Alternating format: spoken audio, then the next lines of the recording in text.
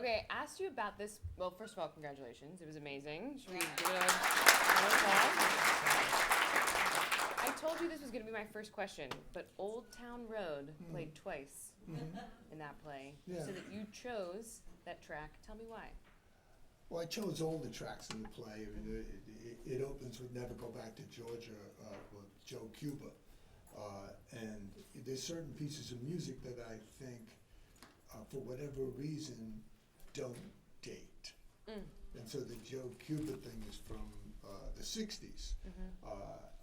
But somehow it feels very vibrant and undusty, even now. And Old Town Road He's in that league. Well, Old Town Road seems to me to be like instant nostalgia. That the first time I heard it, I felt like I'd heard it before. Since the thing opens with that kind of vibrant Joe Cuba thing of being in a laundromat and throwing the laundry bags around and everything. But then the mood changes, and in a way, the main character is going back in time. She's going back into her family and into her childhood and into old sadnesses and things that need to be addressed. And Old Town Road seems to have a sweetness to it and nostalgia about it that I thought was right for that. You should write a blurb for Lil Nas X's next album. You are a big fan, which The guy needs help. He does. Let's help him out. Okay, glad we got that out of the way. I was so curious. So you have a blurb in the playbill that kind of explains this, but I would love for you to tell us the story again. What about a laundromat was so inspiring to you? Why was it so fertile for storytelling, this setting? Well, first of all, I love drop-off laundries. And I did not know about drop-off laundries until I was 33 years old. That's late. I know, it's sort of like virginity. You were how old when you found out drop-off laundries? I was up in Vassar doing a play, and I went into a laundromat to do my laundry like I had always done, and there was a woman there, and she had nothing to do, it was completely empty, and she seemed to be running the place. Sure. And I said, what do you do here? And she said, well, we do the laundry. You pay us and we wash and fold it and we return it to you. I said, you do it? Just you. That changed my life. That day is one of the, fulcrum moments that Archimedes described. So, to this day, I have a washer dryer in my apartment, which I unplugged. Because, I feel like if other people come over, which they sometimes do, if I'm relaxed and looking out the window or something, they may start doing laundry. 100%. And since my mother did the laundry nonstop for 15 years when I was growing up, I never wanted to hear that sound in my home again. And so I take it down to this drop-off laundry, and then one day I went in and they lost my laundry. They lost my That's whole horrible. thing. Well, I was like, I figured it would turn up, and somebody would open it up. It's not theirs, and they bring it back. No. So they kept saying, well, let's give it another week, right? So when it got to be like 6 weeks, they're like, okay, then they brought in this guy from the outside to negotiate how much my settlement would be. And he had a fatalistic look on his face. He'd been through this before. So I just said, $150, and he said, okay, because I knew I was lowballing, and it wasn't really about that. Wow. But I walk around now all the time in Williamsburg, looking at it, studying people's faces. Who is it? Who's got my laundry? Do you remember? Fran recognizes her boyfriend's pants in there. Do you remember what was in your laundry bag? I didn't think I'd be asking this question, but thank you. I didn't think I'd be asking this question. Yeah, no, I remember many things that were in that laundry bag. Give us like 3. I'm not sure we want to Okay, dig you're right. that Let's get my question. pain up. You're But right. yes, my blue and white striped sheets were in that bag. So direct inspiration. Okay, another thing I love about the first scene in the laundromat is when Owen describes his feeling as a pinch. I've never heard love, the twinges of love, the beginning of love, to be described that way. Can you talk about that choice? Well, sometimes you're, grooving along, you're in your music, everything you say is sort of preordained, yeah, yeah, no, no, yeah, and then somebody says something and it throws you. And then the question is, did they mean to throw me? And then, why did they mean to throw me? Did I just get pinched? Because sometimes, the beginning of flirtation, especially in New York, can feel an awful lot like a small attack. It is so true. We talk about that on our show all the time. It is. It's a series of small attacks. Yeah, totally. It's like when you're a kid and you pull a girl's hair because you like her. Totally. I never understood that, by the way. Well, you had to be there. Okay.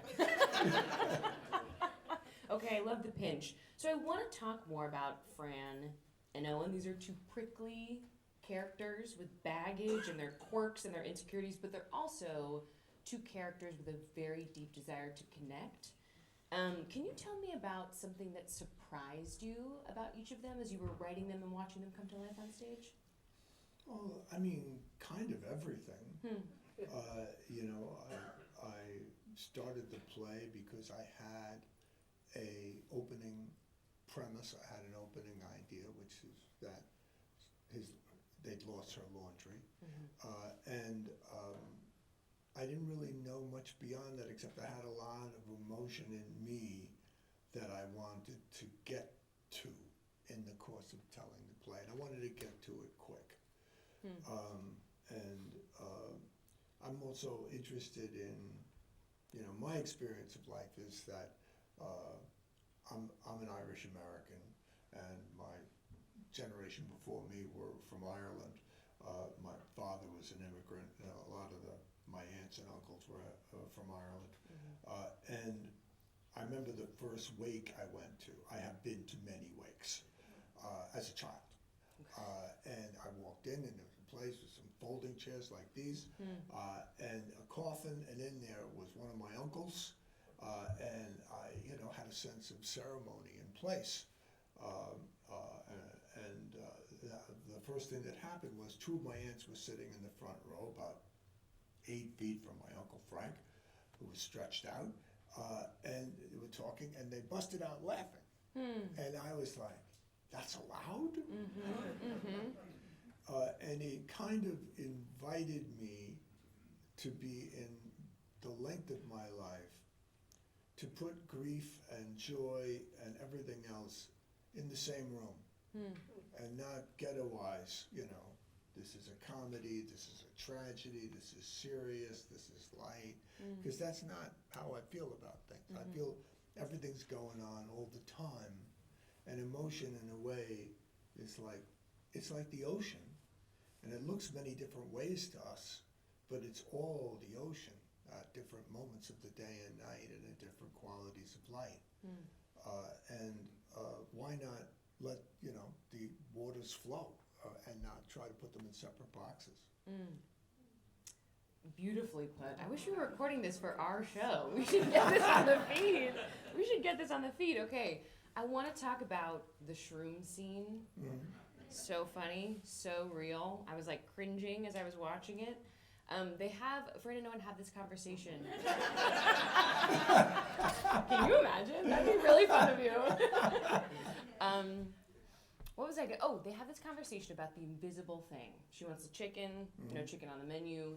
They have this kind of debate where Owen says the invisible thing is romantic bullshit, and Fran is kind of dreaming about the chicken.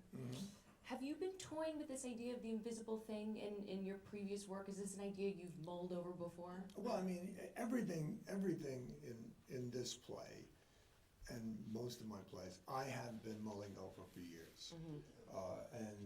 I'm always reaching a slightly new place with it. And this play is filled with, insights or attempted insights that I'm having now, not like in some dim past time. I don't believe that you can write an interesting play if you know what they're going to say or what they're going to conclude.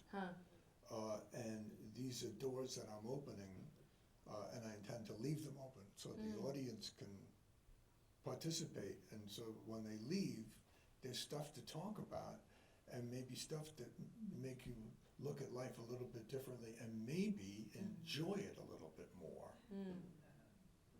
I mean, I wonder if this is a question I shouldn't ask, but do you fall on one side of the debate with the invisible thing? Are you pro? I'm both. You're both. Oh, you know, the whole point of being a playwright is to celebrate violently your ambivalence. I love that. I love that. Have you said that before? Did this just No. come? Wow. I mean, it's incredible. It wouldn't have been funny if I'd said it. That's so true. Okay, this was my big swing question, and I don't know how you'll take it because I don't know if it tracks with you. But I wonder do you think love itself is kind of an invisible thing? It's ineffable, it's indescribable, it's a little bit bullshit? Yeah, I don't think it's bullshit at all. Okay. I think that it's huge. I think it's everything. I think it's the most powerful force in the world. I think it's denigrated and undervalued constantly because people are afraid of it. They're afraid of what it would mean. And what it would mean is that we would be living in a better world. You know, I get mad at women, and I'll tell you why I get mad at them, because men will do anything for women. So when I see the villainy around me, I'm like, who was that guy's mother? You know, and she should have done a better job with that, you know? She should have loved that man more. I want you to go talk to my ex, yeah. Well, there's that. But you know, it's, I don't see anything that's going on in the world that's troubling that's caused by too much love. I see ego all over the place, and trying to make it's about power, you know, and it's such an empty vessel, power, and love is the opposite of power. It's like you don't want to control people, you just love them. You don't want anything from them. You're not doing it to get them to do something. You just love them. You like them. You want good things to happen to them. And in the course of that, you want to enhance and protect civilization, so that you can create an environment where people can be kind to each other. I'm not sure that answered your question. It absolutely did. I think we can all agree it absolutely did. Okay, I want to talk about Trish. Trish is such a special character. She's the first character we see on stage who isn't Fran or Owen. She really takes us out of this being a story solely about romantic love, and it very much introduces the idea that this is a story about a bunch of interwoven relationships between sisters, between their mom. Even though she's not present, she's invoked a ton. And her monologue in bed is one that has really stuck with me. She says, she's talking about cards and the birds singing and the people at the restaurant. And then she says this one line, she says, childhood is maybe all there is. Being a kid is everything. There's so many ideas swimming in that. I mean, it's poetry. Can you unpack those a bit for us? Well, yeah, my sister Bunny died like that. She died in a trailer in Maryland on a cow farm that she'd ended up on through just the vagaries of fate. And I was there, and it was a very powerful experience for me. What was your question? I don't even know. I'm enraptured when you talk. It was on. Can you unpack that monologue for us? Well, yeah, the child. Well, you know, when you're with your parents or when you're with your siblings, what do you talk about? You know, especially towards the end, you talk about your childhood. It all comes back. Everything comes about your childhood. You know, like my brother Jim is like, I don't know, 85, and we talk on the phone, and every time we talk, he reminisces about something else about his childhood and our parents. He focuses on our parents a lot. And I know it's important because it's true. At that age, things had a Formica kitchen table that I ate on every day, and it had a little abstract design on it that looked like rubber bands. Pretty common thing, you know.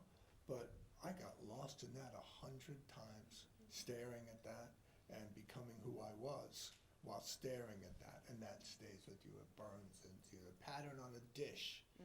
I'll never forget was seeing a yellow bird, a canary, bathe itself and turn from bright yellow to black. All this black dirt came out of it. I was like, a lifelong memory. Wow. That'll be one of the last things to go. And so then I thought about it, and I also always think this thing about people, they say, well, that's, the child abuse, and I'm like, well, why just kids? Why you mean like it's okay to beat an adult, but not a child? It's like, wait a minute, like a guy's like hitting me in the head and hitting a kid, and they said, stop hitting the kid. I'm like, wait a minute, how about, That's true. Stop hitting you too, yeah. And I the distinction where, which it's made for reasons that I understand, and at the same time, I'm not sure, in Victorian times, they didn't have the concept of childhood. You were just, you were born, and as soon as you could struggle around, that was kind of the deal. And is that right? No. Is the way it's talked about now right? Where it's become semi-endless. The people are with children for a very long time. And, one of the things that does come out in the play, is the idea of responsibility. At what point do you become responsible? Totally. And we don't hold children responsible for a lot of things because they're not up to it. It's not time, and also it would be a burden on them. And then at a certain point, if you are blessed, you take on responsibility, but clear-eyed. In other words, that you're able to, that you're constitutionally able to say, I will do this. I will do this for the next 25 years or 50 years, which people have done for, all the time. People's parents run off or die or whatever, grandparents take over and say, I will take the children. Holy shit. I mean, and they're not saying for a week. That's it. They're like gonna do it, and or a single mother. It's like, okay, I'm gonna take care of this child for the rest of this child's life or adult childhood time. But they always end up just taking care of them forever. And that kind of responsibility that's done without applause. There's no red carpet. And the thing that we saw during the pandemic with all the emergency workers and the hospital workers, just selflessly trying to help people and being responsible for the welfare of strangers. Well, that's civilization. Do you think that responsibility piece is something Susie and Trish have figured out? I find them to be such wise characters, not just because they're older than Fran. Is that what they've figured out that she hasn't yet? They've both taken on responsibility, and she's the youngest of the three, and she hasn't. And also, she has that thing that a lot of people have, more women than men have it, of like, what would you like for dinner, and that menu thing, where it's like you go first, and because there's a certain anxiety, they've had the menu for a long time. Maybe there's only 4 things on the menu. You go first.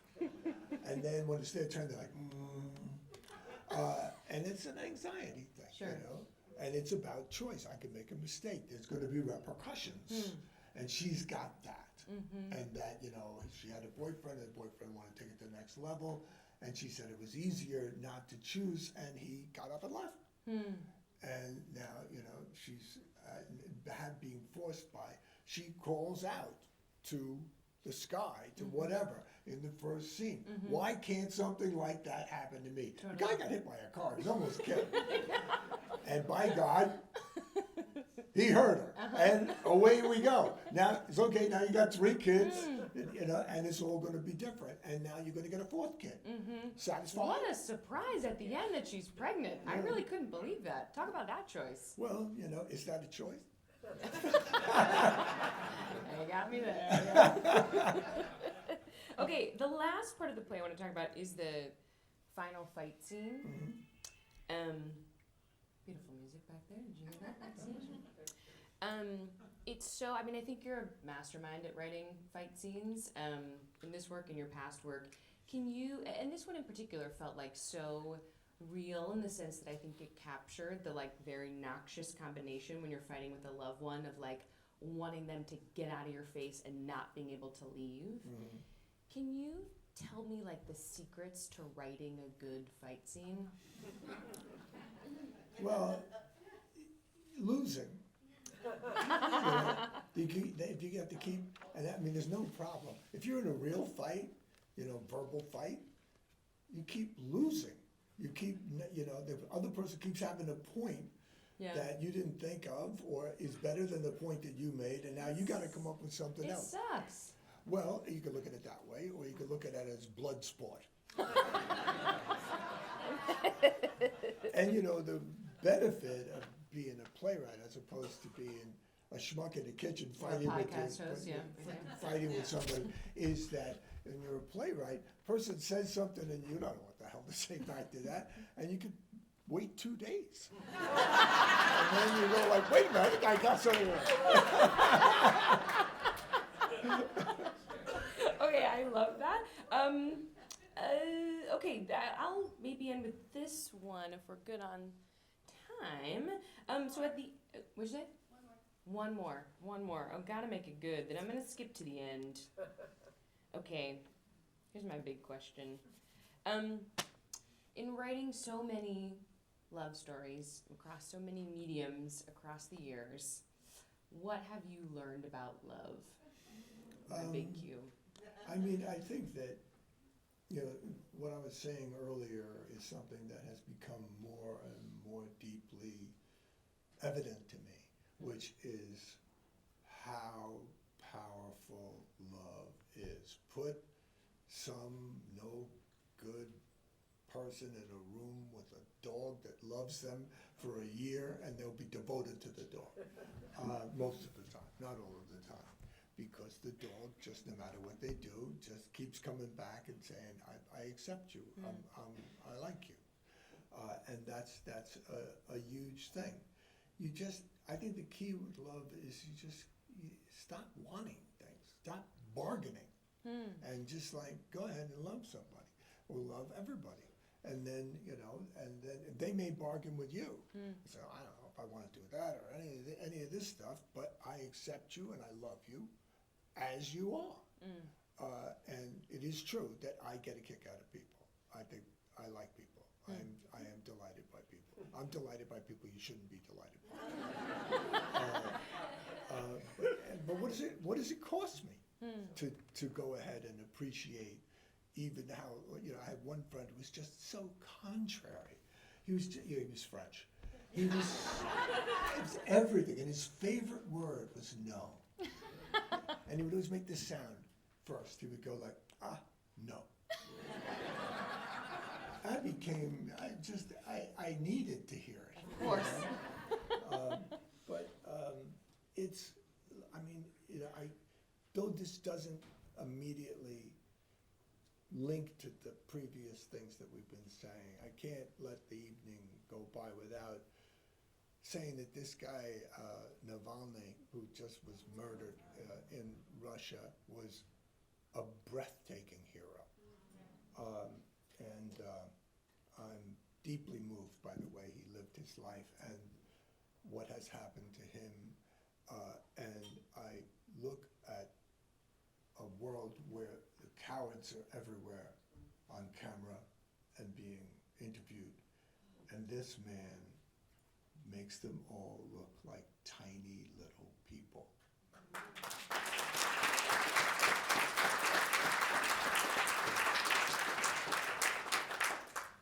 And I love the guy. And I do believe, and it's sort of in the play, I do believe that everybody that ever lived is still here, and everybody that's coming is here too. So it's very crowded. So he's here, and thank you. Good. Thank you so much. I think that's what we have to. Everyone, give it up, John Patrick Shanley.